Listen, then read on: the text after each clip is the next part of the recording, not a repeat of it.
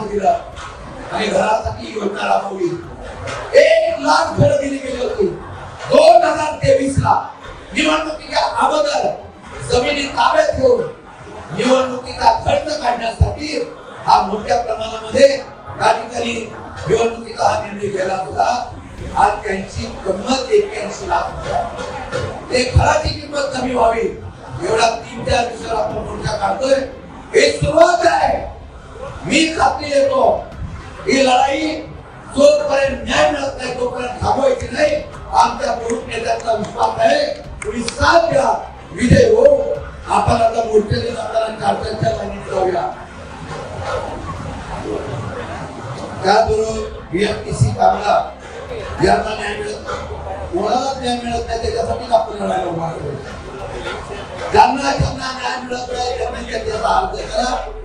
हळूहळू हा सागर बनू आणि हा समुद्र ज्यावेळेस उठेल जो उठेल त्याला शिल्पो आणि त्यांच्या भ्रष्टाचाराला भुसमाट करतील. त्यामध्ये जे मंत्री असतील जे अध्यक्ष असतील त्यांच्यावर कारवाई झाली पाहिजे अशा प्रकारचं मागणी आपण करतोय.